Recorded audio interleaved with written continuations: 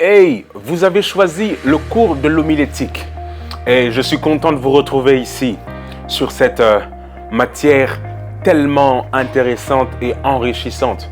Cette matière vous permettra de fonctionner, vous apprendra les ABC de la prédication. Elle vous permettra donc de découvrir les standards, les choses les plus rudimentaires pour après fonctionner dans la prédication. C'est l'une des matières que je conseille vraiment en tant que professeur pour faire une belle entrée dans cette école de la prédication. Je suis tellement heureux de vous voir ici. Nous allons commencer dans quelques secondes. Je sais que vous aussi vous trépignez d'impatience pour commencer. Et voilà, j'espère que vous êtes confortablement assis, peu importe. Suivez cette formation à votre rythme, de manière autonome, rhétorique. Vous pouvez revenir sur les cours, ce sont les vôtres. Je suis très heureux d'être votre mentor ici, le pasteur Placide, et j'ai reçu la mission de perfectionner les saints. Allez, on commence. Alors, nous sommes là pour parler d'homilétique. Une question introductive.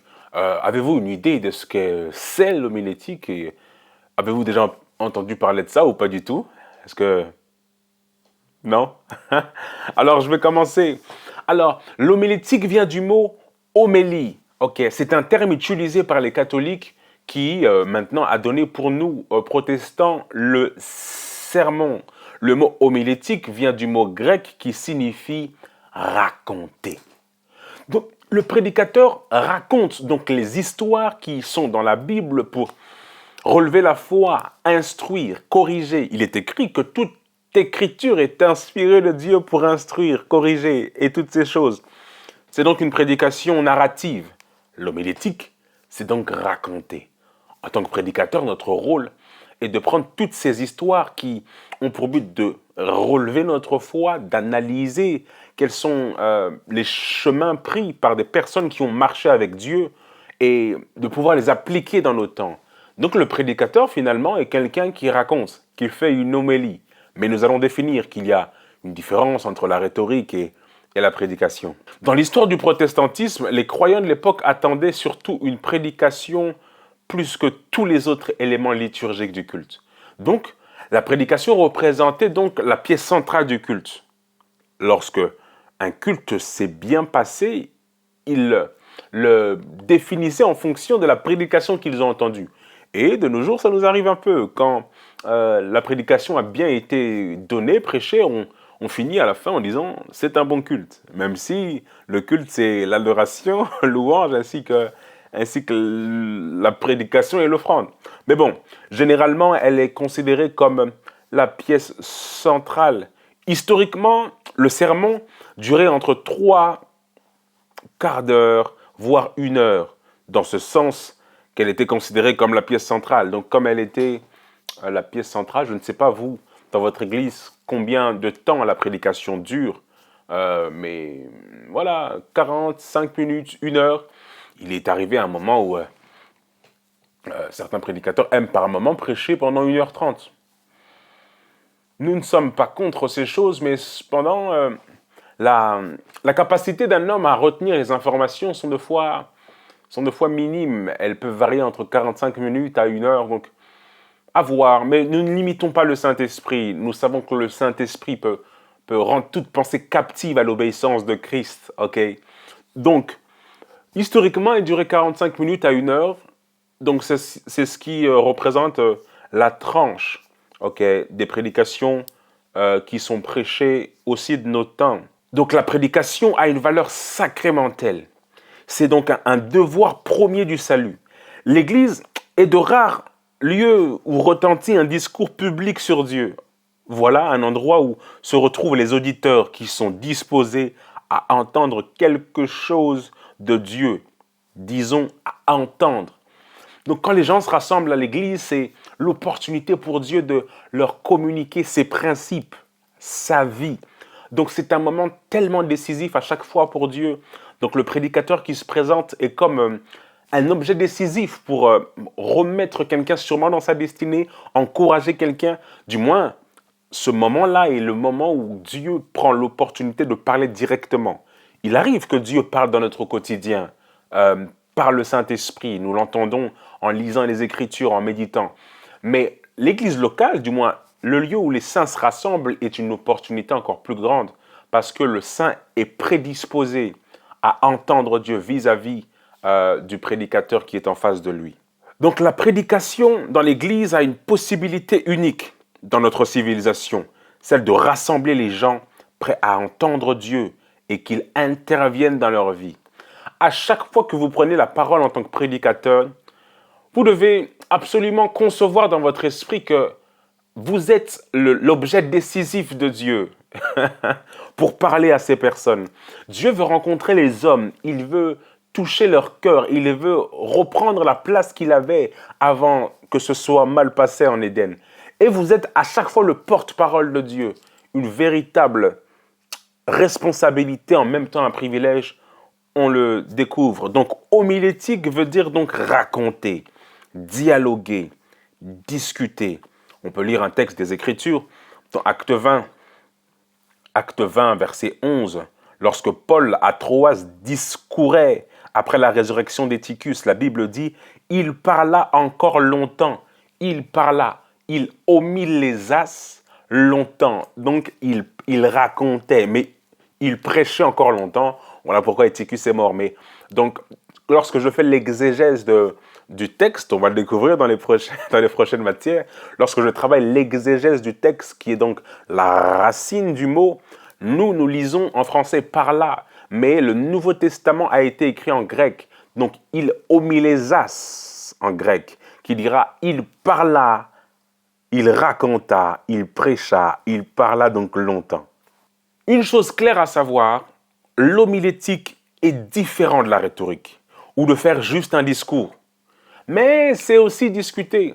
La rhétorique, c'est l'art de vouloir persuader par des arguments conçus de manière humaine. Il arrive que quelqu'un veuille convaincre une personne d'arrêter de fumer, par exemple. Et la chose qu'elle lui dira, elle utilisera par exemple le pathos. Okay. Le pathos qui est donc l'empathie, donc les sentiments, en disant si tu continues à fumer, tu risques de mourir et tes enfants vont en pâtir de ton absence. Vous voyez? Ou sinon, il utilisera le logos. Et le logos, c'est la logique. Si tu fumes, tes poumons vont s'abîmer et tu finiras par mourir. Donc, pathos, logos, ainsi que tout ce que Aristote et tous ces personnages ont tenté de nous donner ne sont que des instruments, que l'homme utilise pour convaincre, persuader. Or, ça, c'est poussé par l'homme que la personne le fait. La prédication est un autre discours. C'est un discours qui est poussé par le Saint-Esprit, par Dieu lui-même. La rhétorique, c'est être poussé par mes propres arguments afin de convaincre le personnage qui est en face de moi. Mais la prédication ou l'homilétique, c'est l'art de pousser, d'être poussé par le Saint-Esprit. Donc ce n'est plus mon discours, mais c'est Dieu qui parle au travers de moi. Et ça, c'est vraiment très important. Donc ici, dans le sens de discuter ou de dialoguer, cela est destiné pour établir un contact. En tant que prédicateur, on va le découvrir, il y a plusieurs points, notamment l'introduction, créer un rapport, un contact pour que les gens avec qui je raconte cette histoire comprennent cette histoire et on va le découvrir, il y a pas mal de choses. Donc un lien, la prédication va être nourrie par un contact avec les gens de la communauté, d'aller plus loin avec les gens dans ce contact. Donc créer ce contact, c'est se poser la question, comment parler aux gens, comment la parole peut entrer et pénétrer leurs problèmes pour les dissoudre. Donc, la prédication, c'est l'annonce de Dieu en Jésus-Christ dans l'Évangile. Donc, c'est annoncer Dieu à cette masse qui est en face de nous afin que Jésus les rencontre au travers de l'Évangile que nous sommes en train de présenter. OK? Donc, voilà, raconter, nous avons planté le décor. À chaque fois que je me présente devant le peuple de Dieu, c'est pour leur raconter une certaine histoire. Celle de Lazare, celle de Ruth, celle de Moïse, peu importe. Je raconte une histoire pour relever des vérités susceptibles à soulever la foi de celui qui était probablement mort. Or, la foi vient de ce qu'on entend. Donc, ici, le prédicateur raconte pour que le peuple entende entendent la parole de Dieu qui vient créer la foi afin de créer un miracle. Est-ce que ça va? C'est super. Donc, je pense que tout a été un peu présenté lors de cette introduction. Donc, la prédication est la parole de Dieu. Elle reste l'un des plus grands privilèges. OK? Et c'est aussi une grande responsabilité. C'est par la folie de la prédication. Je vais lire ça pour vous. Donc, c'est aussi une grande responsabilité. Le monde, dans sa sagesse, n'a point connu Dieu, mais il a plu à Dieu de sauver le monde par la folie de la prédication.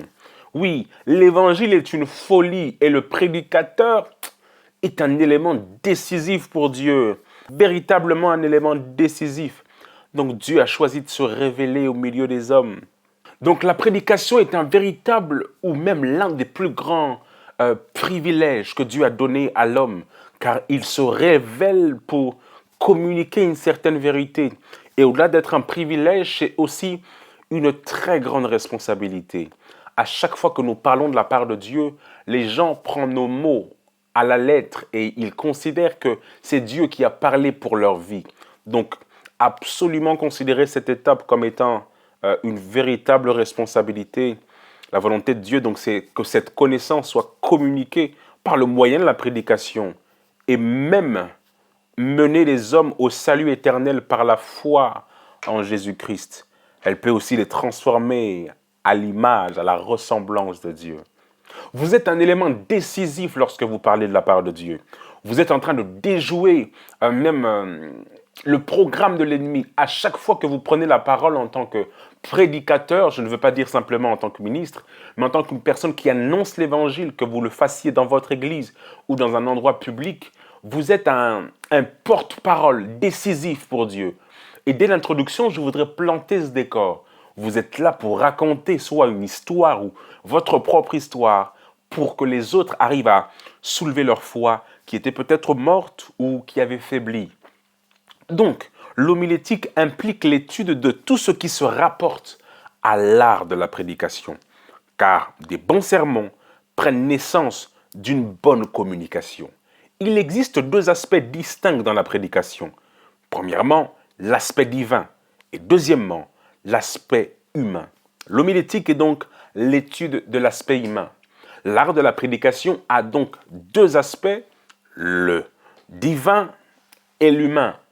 Dieu veut faire certaines choses sur la terre et il veut parler d'une certaine manière, mais il a besoin d'un corps. Voilà pourquoi le prédicateur est l'aspect humain que Dieu recherche pour pouvoir communiquer sa vérité.